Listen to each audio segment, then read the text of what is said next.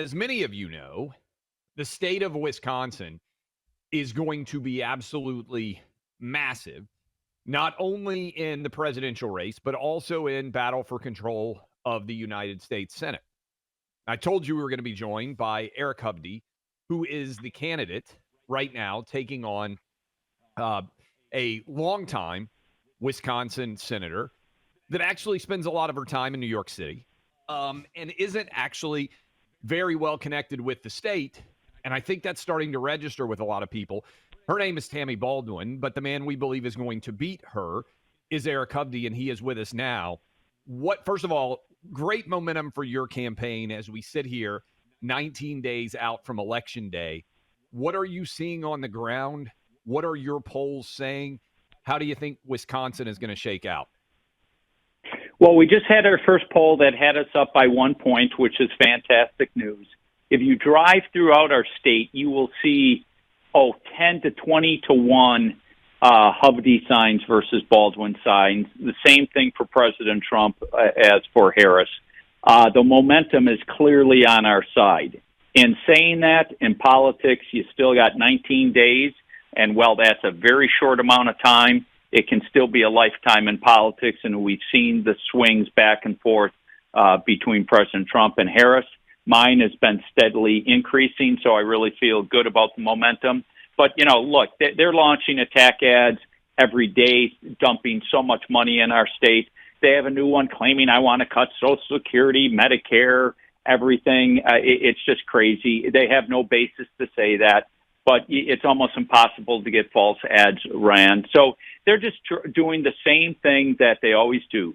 They try to scare old people. They're saying that I support a national abortion ban, which I don't, and trying to get people to hate me. So I'm staying on the issues, just keep charging. But, it's going to be a battle right to the final finish line. So I feel good, and I plan to win this dang thing.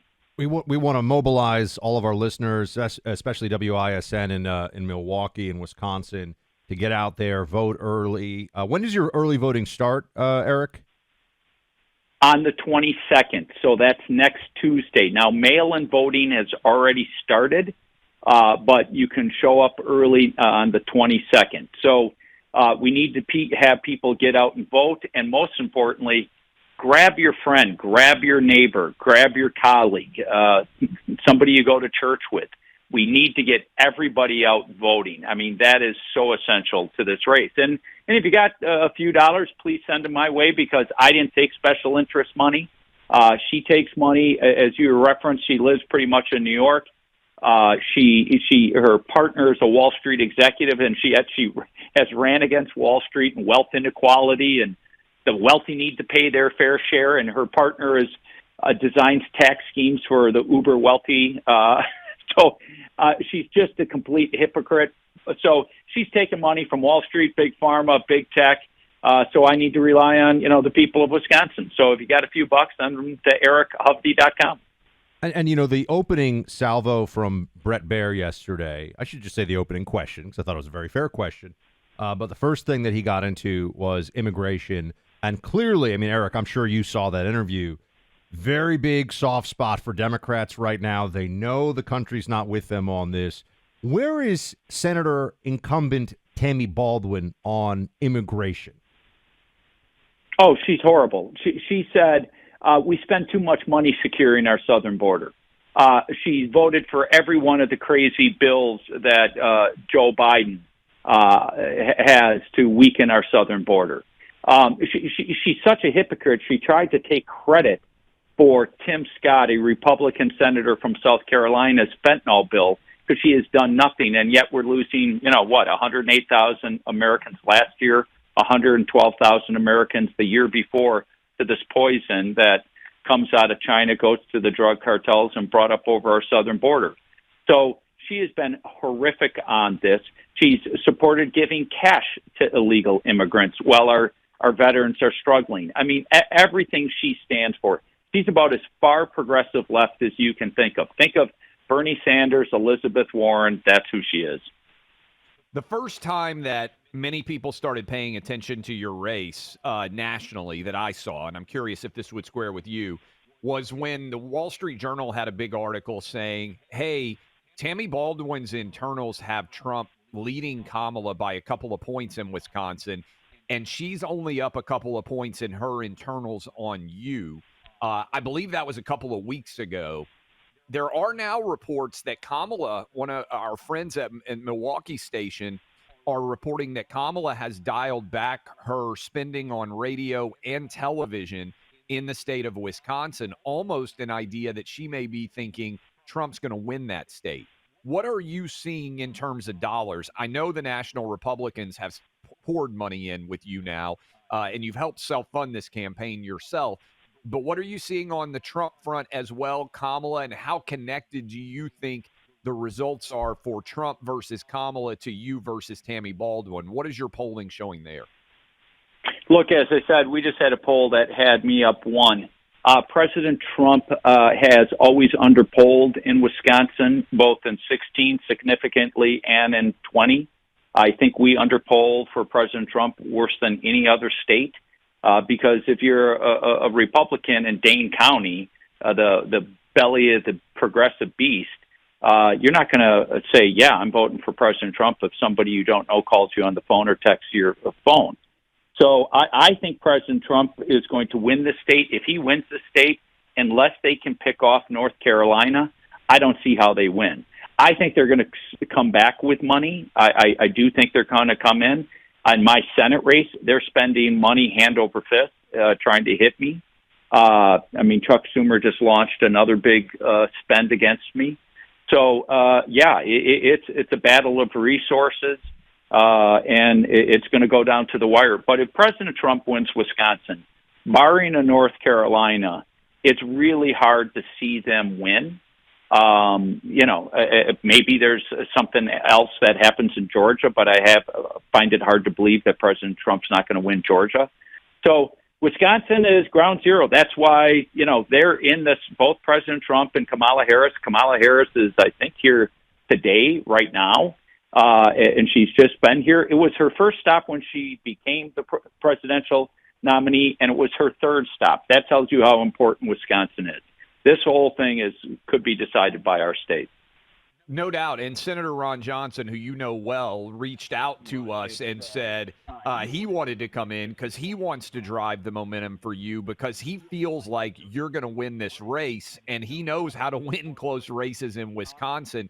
What are you hearing from him? He came on and sang your praises in the campaign that you need to do over the next 19 days to get this race won. Look, I've been running from morning to night every single day. I've wrapped up every night, 10:30, get up early and just go. And I'm going to continue to do that. She barely interacts with the press. She's non-existent, you could say. She only does very staged events. I'm only getting one debate, and that's tomorrow night, and I can't wait. So I really look forward to doing that. And hammering her. But, 1 hour, one debate for 1 hour. And as you know, I'll be ended up debating the journalist more than I'll end up debating her. But it's just continuing to stay on message, hammering the message out there and getting the resources to drive the message, because that's what it's going to come down to. Can you give us a preview? We're speaking to Eric Hovde. Eric, what is your site so that people who want to chip in and help in this critical race can do so? Sure. Eric, EricHovde, Hovde, EricHovde.com.